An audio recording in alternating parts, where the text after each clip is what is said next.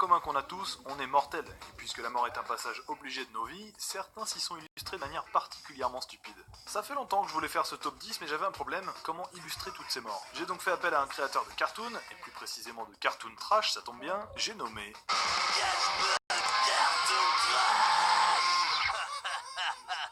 Et même si vous n'allez voir que des dessins animés, toutes ces histoires sont véridiques, donc si vous êtes sensible, vous pouvez encore quitter la vidéo. C'est parti pour le top 10 des morts les plus stupides.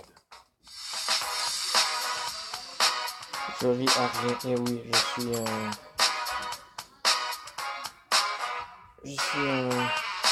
je suis très stupide derrière à rien, mais bon. Numéro 10. En Alaska, un homme accompagné de son chien a eu la bonne idée de lancer un bâton de dynamite sur un lac gelé. Vous allez voir que ce n'était pas une si bonne idée que ça.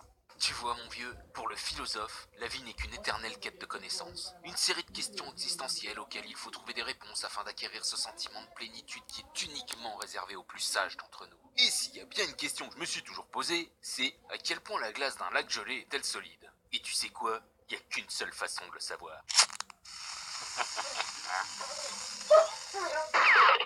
L'instant X. Ce moment où tout bascule, le point de non-retour, cette seconde fatidique où l'on réalise qu'on vient de faire la plus grosse bêtise de sa vie. Non, reviens ici, abruti, au pied, tout de suite. Non, reviens pas, casse-toi, sale bête, dégage.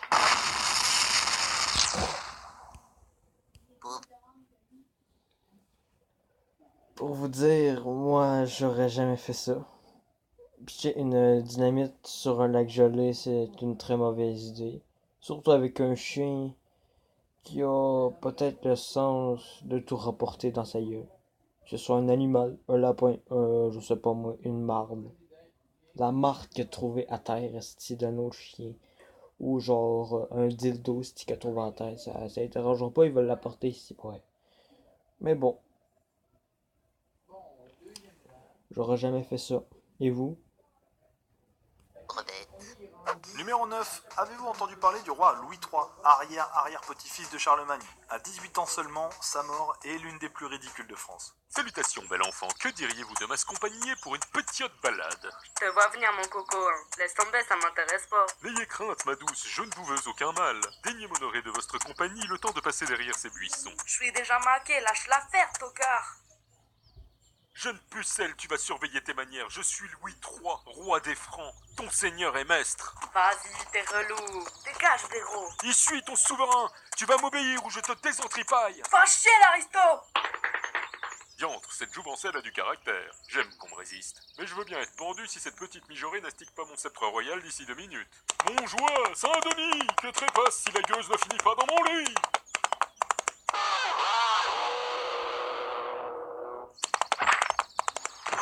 Oh mon Dieu, il est mort. Je dirais même plus, il est raide.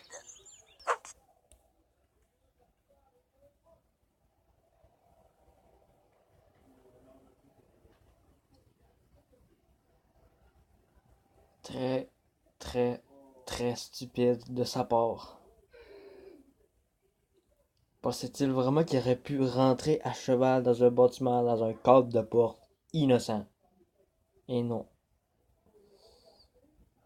C'est très stupide. J'aurais même pas osé rentrer dans un cheval. Rentrer en cheval, désolé. Dans une maison, dans un cadre de porte qui fait même pas la taille pour rentrer avec un cheval. Ça, c'est la pure stupidité que j'ai jamais vue de ma vie, ok? Je vous le jure. On continue. Numéro 8. Cette histoire se passe sur un marché de Saint-Louis aux États-Unis lorsqu'un voleur de hot dog s'est un peu trop précipité sur son butin.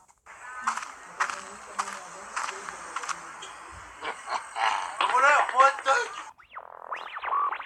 Appel à toutes les unités. Un 1091 à l'angle de la 17e et de la 23e avenue. Un 1091. Encore un voleur de hot dog. Il faut intervenir. T'as raison, Adolphe. On peut pas laisser passer ça. Je suis trop vieux pour ces conneries. Saloperie de flic, vous m'attraperez de tête, mais vous aurez jamais mon butin.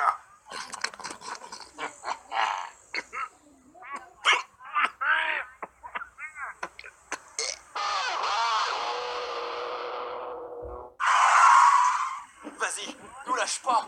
Tiens le coup, mec. Oh ben ça c'est une sacrée saucisse. Non, inutile d'insister, je ne ferai pas de blagues sexistes.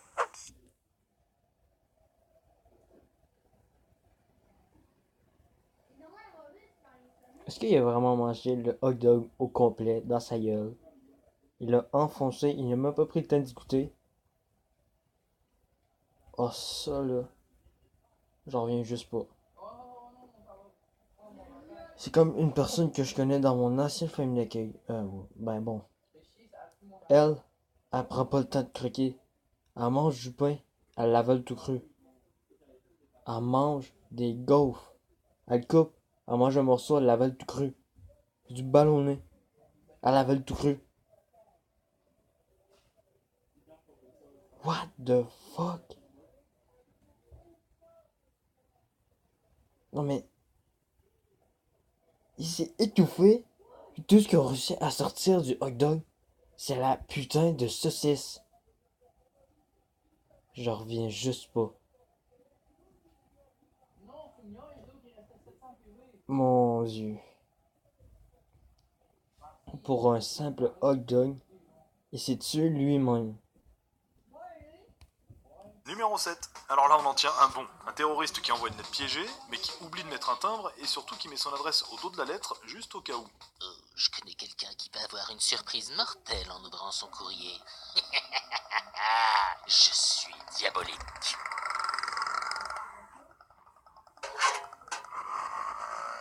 Tiens, le facteur. J'espère que j'ai enfin reçu mon Djihad magazine. Pas de magazine, juste une lettre. Qui ça peut bien être? Pas d'instant X pour celui-là. En effet, secrétaire de terroriste amateur n'a...